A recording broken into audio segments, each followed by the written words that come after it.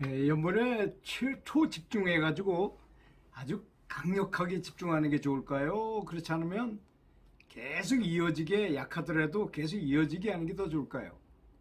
이런 견해를 좀 이렇게 개념을 정립해가지고 명상을 하는 것이 좀 유리할 것이라고 저는 생각합니다.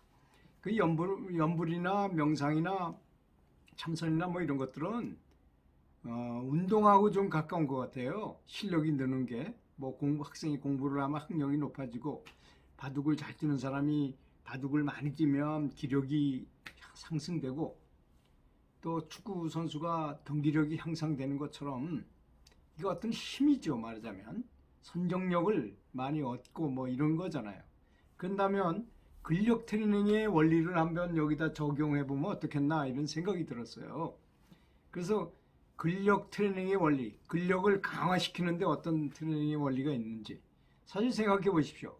누구나 다 크고 이렇게 등치가 있는 걸 좋아하는 것도 아닌 것 같아요. 좀 날씬한 사람을 좋아하기도 하고. 요즘에 텔레비전에서 보니까 근육이 너무 나와가지고 팔을 이거 등을 여기 대질 못해. 이게 안 되는 거예요. 이게 너무 굵어서. 우리 그 사람 팔뚝이 우리 허리만큼 굵더라고요.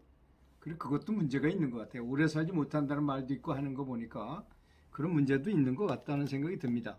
그래서 근력 트레이닝 원리 첫 번째 법칙은 과부하의 원리예요.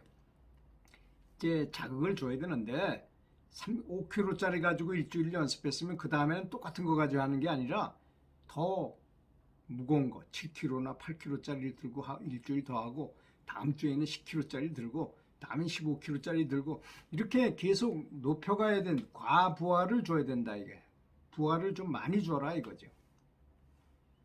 그래서 연불이나 명상도 그러리라고 생각돼서 좀 이제 약하게 집중했다면 좀 세게 더 집중하고 시간을 짧게 했다면 좀 더 길게 하고 이런 방식이 하여튼 법칙에는 그런 게 있다는 건 이해를 하고 있어야 된다는 얘기입니다. 제 말씀은.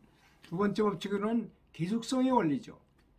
계속적으로 매일 운동하는 게 100%라고 한다면 이틀에 한 번 하면 95% 떨어지고 3일에 한 번 하면 90%로 떨어지고 이렇게 그다음에 일주일에 한 번 하는 것이 굉장히 중요해요. 그나마 일주일에 한 번을 하면 현상 유지는 된다고 합니다. 근력 그렇지 않아 그러니까 일주일에 한 번도 운동을 안 한다면 근력이 엄청나게 빠진다는 얘기를 말하는 거잖아요. 그게 굉장히 중요한 내용이죠. 일주일에 한 번이라도 반드시 운동을 하라는 거죠. 그러니까 그런 원리가 있고 세 번째는 점진성의 법칙이라는 게 있어요. 점진적으로 운동의 강도를 높여가야 한다는 것이 뭐 당연한 얘기겠죠. 그다음 네 번째로는 전면성의 법칙이라는 게 있어요. 뭐 어떤 한 가지만 열심히 하는 게 아니라 전면적으로 다 같이 훈련을 시켜야지 뭐 예를 들어 다리 운동만 하고 팔 운동은 별로 안 한다든지 이렇게 하면 안 된다는 거죠. 전면적으로 운동을 해라. 예를 들어 우리 명상으로 말하자면 신구의를 같이 닦아야 된다 이거죠. 어떤 사람은 명상을 많이 해가지고 뭐 소리도 듣고 뭐도 보고 한다고 그러는데 하는 행동은 아주 형편없어요. 그 사람은 신구의가 동시에 발달이 안 된 사람이라고 볼 수 있습니다. 또 제가 먼저 번에 동영상에서 얘기했다시피 진보된 사람이 할 수 없는 행동이 있어요. 다른 사람을 괴롭히다든지 하여튼 어떤 이유로든 간에 진보된 사람은 설령 좀 틀렸다 하더라도 다른 사람의 그 대인관계에서 또는 사랑이 부족한 이런 것에서 많이 상대방을 용서하고 관대하게 보지 그렇게 다른 사람을 닥달하고 괴롭히고 이렇게 하지 않는다는 것입니다. 이것이 굉장히 중요한 사실이거든요. 그래서 명상만 열심히 해야 하고 예를 들어서 운동선수가 축구는 잘하는데 싸가지가 없어 아주 자기밖에 모르고 부모한테도 돈도 많이 벌어가지고 자기가 다 쓰고 낭비해버리고 뭐 여자들하고 놀러 다니기도 하고 부모는 안중에도 없고 막 이렇게 한다면 그게 어디 인간성이 있는 것입니까? 축구는 잘할지 모르지만 그래서는 안 될 거 아니겠습니까? 그래서 결국은 그런 사람은 그 사회에서 도태되고 맙니다. 나중에 그런 것들 여기는 더하죠. 여기는 보이지 않는 세계이기 때문에 더욱더 그러라는 것입니다. 다음에 다섯 번째로는 개별성의 원리라는 게 있어요. 개별성이 뭐겠습니까? 수준별로 사람마다 특징이 다르고 처한 환경이 다르고 자라온 환경도 다르고 전생부터 다르다는 것입니다.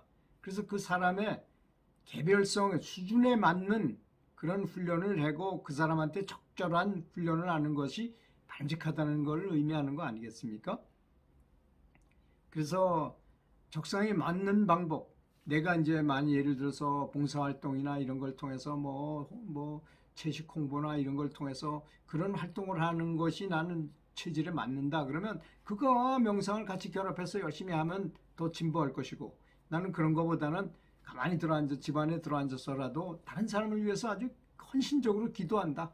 그걸 공약물로 바친다. 항상 이런 사람 특징이 다르잖아요, 서로. 그렇지만 어떤 사람이 더 빨리 진보할지는 그건 모르는 겁니다. 그 사람의 정성에 따라 달라지는 것뿐이죠. 근데 저의 경험으로 볼 때는 이런 여러 가지 법칙 중에서도 가장 중요한 거 한 가지만 꼽으라 한다면 계속 이어지게 도랑물이 절절절절절 내려와서 강물이 되고 강물이 흘러서 태평양 바다 같은 태평양이 되는 거 아니겠습니까? 그래서 절절절절절 흘러내려오듯이 끊임없이 생각하는 겁니다. 명상할 때는 아주 최선을 다하고 딱 나오는 순간에 밥 먹으면서 떠들면서 그냥 에너지를 다 소모하고 말아버려요. 그리고 완전히 잊어버려. 그냥 충만하거든. 그때 당시는 충만하니까 부족한 게 없다고 느끼고 그냥 사실은 그때 더 잘해야 되는 겁니다. 그때 그래서 공부 잘하는 학생들하고 못하는 학생들의 특징이 뭐냐? 공부 잘하는 학생들은 아무리 공부를 많이 했다 하더라도 집으로 가면서 학교길에 수학 공식을 계산해보고 뭘 이렇게 생각하면서 가죠. 항상 잊지 않습니다. 그게 가장 중요한 거예요. 짜투리 시간을 잘 활용한다든지 언제 어느 때든지 마음이 늘 공부 쪽에 가 있는 사람이거든요. 그런 사람이 성공한다는 것이죠. 그런 사람이 만약에 어떤 사업을 한다 하더라도 계속 꾸준하게 연구하고 하다 보면 당연히 성공할 거 아니겠습니까? 제가 아는 어떤 강소기업, 중소기업에서 아주 강한 기업을 강소기업이라고 그러더라고요. 강소기업 사장이 있는데요. 이 직원들이 이렇게 공정을 이렇게 하다가 아이디어가 하나씩 생기면 꼭 사장한테 갖고 오면 그걸 돈으로 쳐가지고 준답니다. 5,000원짜리서부터 5만 원짜리까지 있대요. 그렇게 해서 만들어진 그 라인이 기가 막히게 돌아가게 돼 있어요. 아이디어를 자꾸 생각하려고 할 거 아니에요, 이 사람들이. 좋은 아이디어가 생기면 즉시 사장한테 보고하고 이걸 해가지고 개선하는 거야. 계속 개선했더니 아주 최고로 잘 그 생산 라인이 잘 돼가지고 간편하고 잘 되고 이래서 굉장히 성과가 높았다고 하는 말을 들었습니다. 이렇게 이 명상에는 계속 이어지게 하는 것이 가장 중요하다. 이 점에 우리는 다 같이 노력해야 할 것이라고 생각합니다. 들어주셔서 감사합니다.